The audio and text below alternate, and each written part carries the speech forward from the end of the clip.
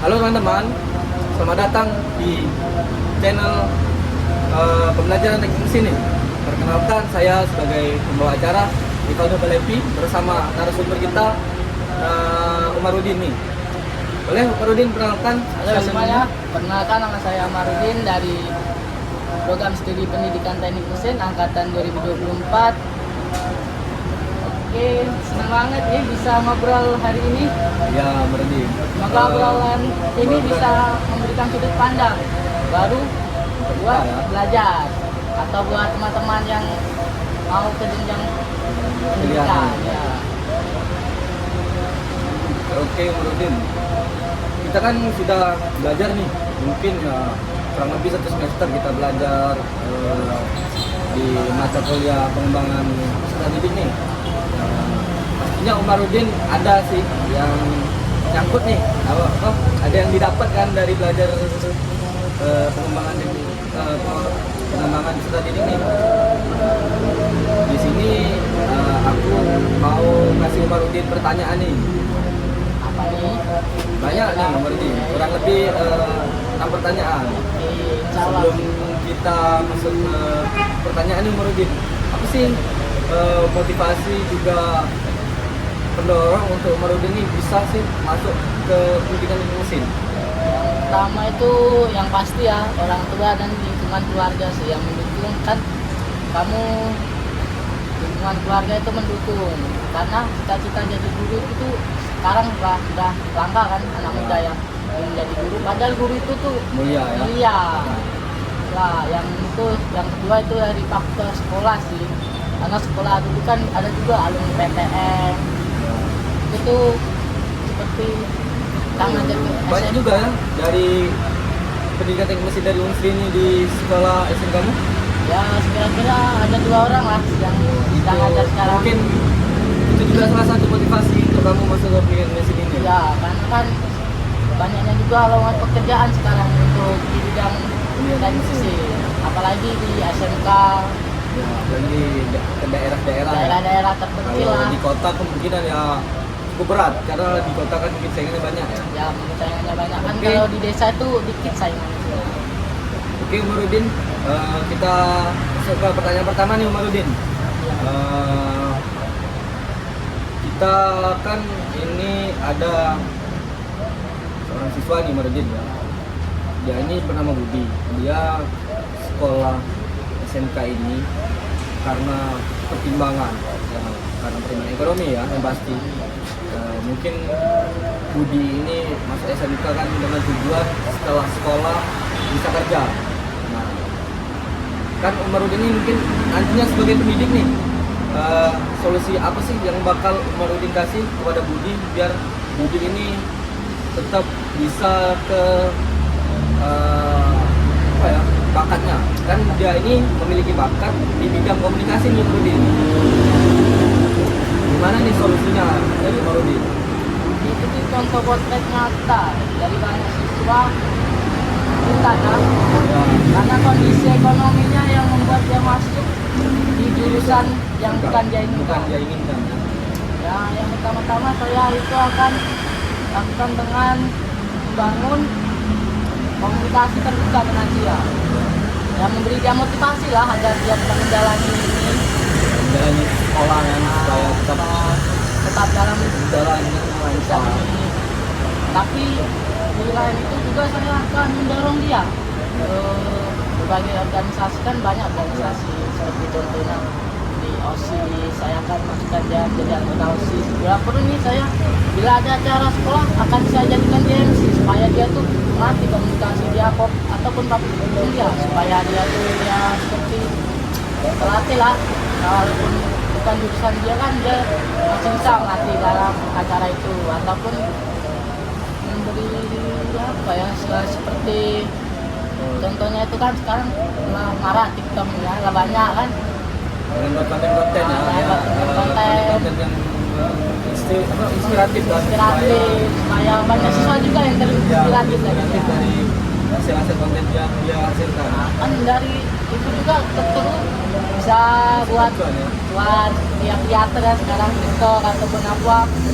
Nah itu sih, tapi saya juga akan itu sih membantu dia dalam jangka panjang, waktu yang panjang. Dengan nanti kalau dia sudah lulus kan dia bisa menabung ataupun dia bisa bekerja. Kan sekarang banyak juga sekarang universitas yang terbuka yang seperti weekend saja dia kuliah. Itu bisa kuliah sambil kerja ya. Ya. Nah, mungkin kalau saat ini sudah banyak masih di kalangan ya, seperti mungkin teman-teman dari kita nih ada juga yang seperti itu, kuliah sambil kerja.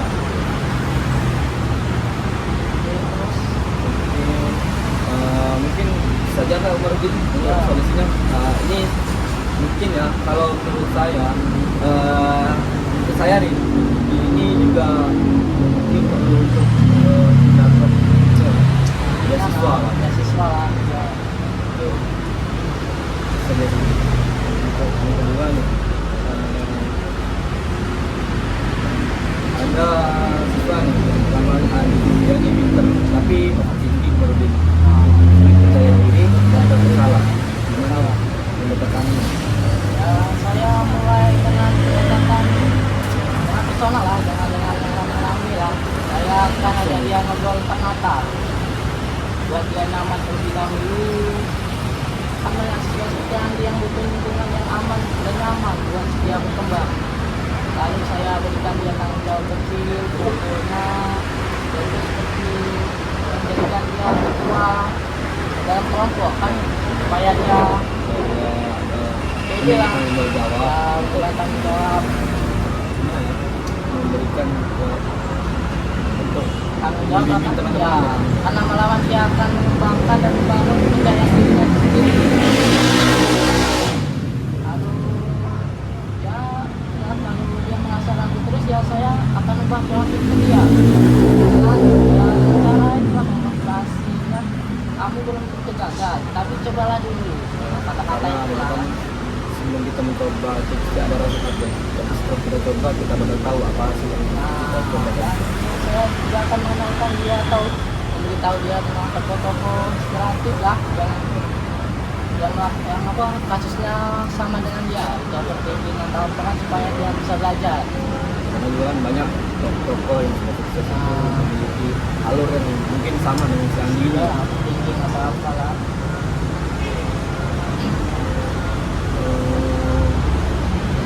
Oke, Marudin, kita masuk nih ke soal emosi remaja.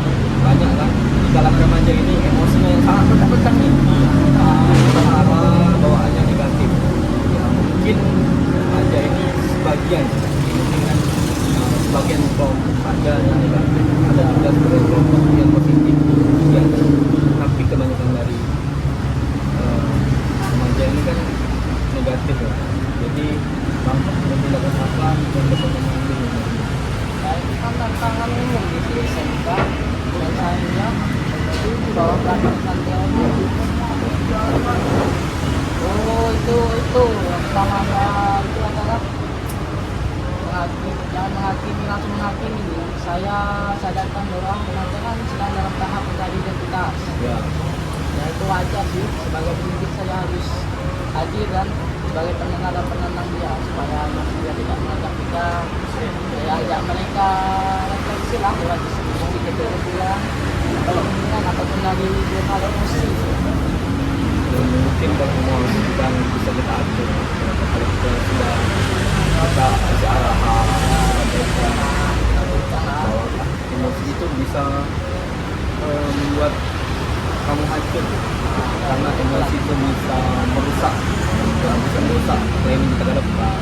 Bisa kita ada kembangkan bisa hancur pertemanan Yang merugikan diri kita ya sendiri. merugikan diri kita sendiri. Jadi itu ya kita sebagai pengajar ini bisa memberikan para remaja untuk lebih gimana ya lebih untuk memberikan ego juga emosinya dalam proses pelajaran di luar, karena kan kalau remaja ini banyak sekali terjadi hal-hal negatif kan, terutama tawuran.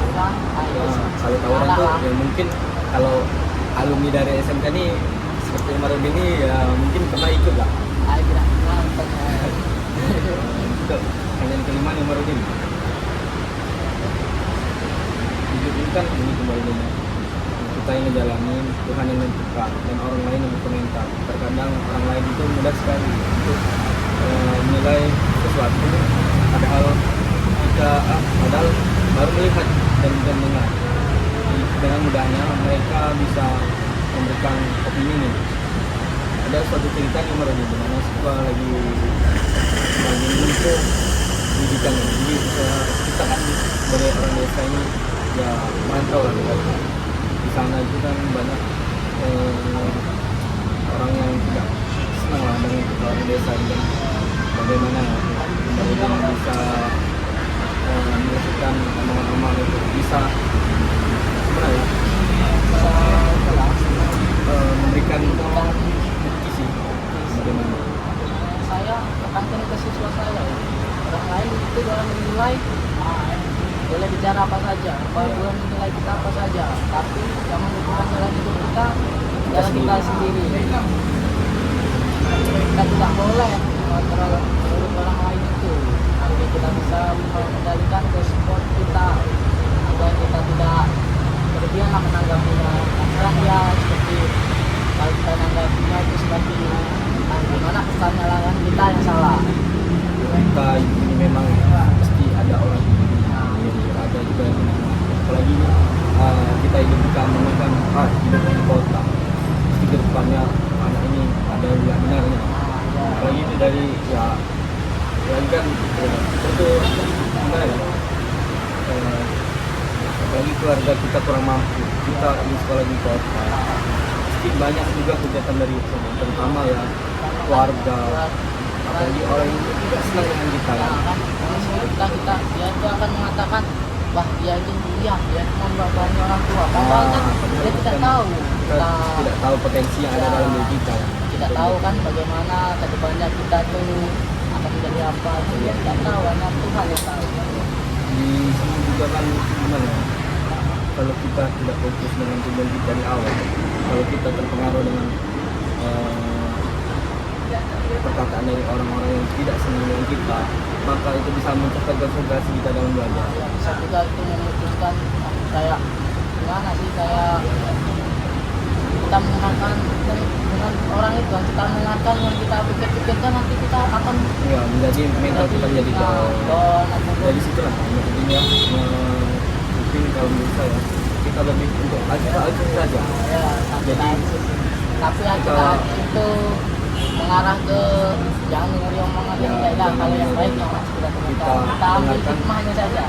Perkataan mereka yang baik saja, yang buruk kita tinggalkan, jangan kita dengar. Mungkin itu sih sudah banyak juga mungkin umum kalau di kalangan masyarakat, apalagi di desa, apalagi kalau itu mungkin ya itu sih sebenarnya banyak juga sih yang seperti itu. Kan juga banyak, tapi kita tuh harus justru komentar yang negatif itu bisa kita ubah menjadi bahan bakar semangat kita. Ucapan dari mereka kita jadikan motivasi untuk kita menjadi sukses. Dulu dia yang dulu selagi aku masih kuliah masih kerja kita buktikan bahwa ya kita yang diejek ini bisa menjadi apa yang mereka ejek itu kita buktikan dengan capaian kita, bukan kita takut karena omongan mereka, kita buktikan. Oke, Marunjin, mungkin kita lanjut nih Marunjin, pertanyaan terakhir nih. Pertanyaannya nih, kata-kata motivasi apa yang paling mempengaruhi di dalam hidup kamu Marunjin? Pastinya kan kami hidup ini punya tujuan kan, punya tujuan untuk masa depan yang bagus nih. Kita hidup kan kalau nggak ada tujuan kita apa hidup kan? Pastinya juga ada kata-kata itu kan setiap orang pasti mempunyai kata-kata motivasi dia untuk terus belajar dan menjalani hidup ini. Ya kata-kata yang paling motivasi itu adalah orang yang hebat, bukanlah orang yang tidak pernah gagal, tapi orang yang selalu bangkit setiap dia gagal. Kata-kata ini kan mengingatkan saya saat saya terjatuh itu, saya orang berhasil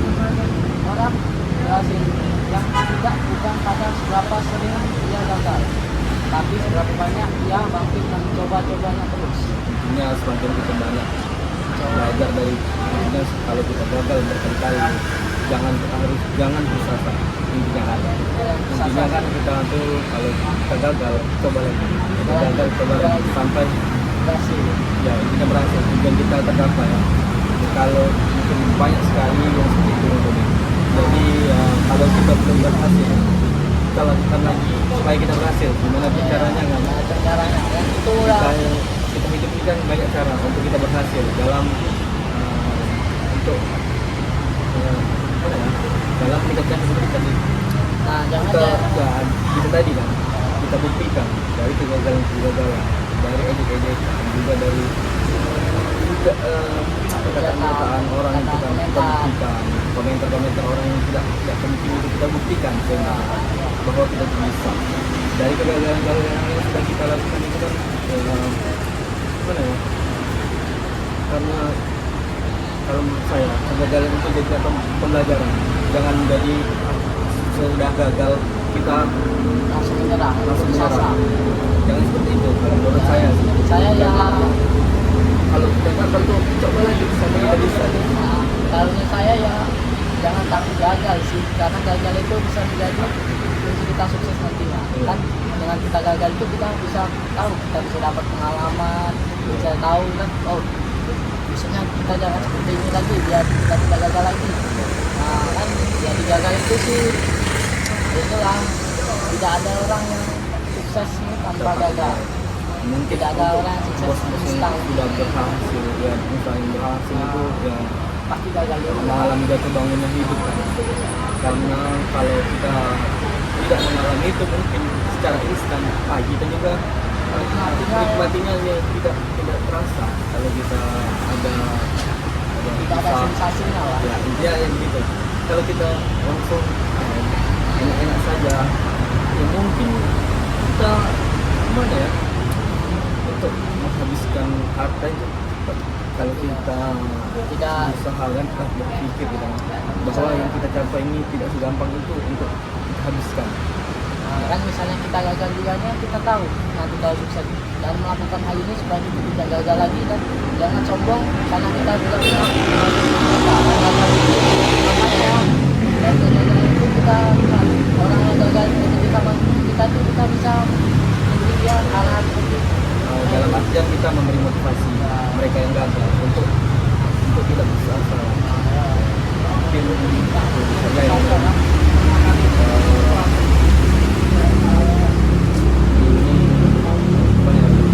mungkin sudah cukup ya. dan itu kan ya Sangat luar biasa nih teman-teman. Dari jawaban-jawaban yang sudah Marudin berikan ini bisa benar-benar membuka pikiran saya nih bersama saya sebagai membawa acara di podcast ini. Terima kasih Pak Marudin dan semoga generasi semoga podcast ini bermanfaat ya Marudin, khususnya bagi kita juga orang di luar sana, juga para mahasiswa, siswa, banyak orang yang di luar sana. Ada kata-kata nih Marudin? kata-katanya belum aku tidak ya. Belum ada ya? Mungkin itu saja ya Marudin. Ya. Terima kasih juga nih kepada wawancara kita itu di Aldo Pangetti, dan semoga podcast ini bisa bermanfaat lah khususnya bagi teman-teman calon pendidik, karena sejatinya mendidik bukan cuma karena mengajar, tapi juga memahami atau menumbuhkan itu tadi menimbulkan perkembangan kemajuan Dan mungkin itu saja, sampai ketemu di video selanjutnya. Saya Valdo sebagai pembawa acara Teman Diri. Saya diri. Assalamualaikum warahmatullahi wabarakatuh.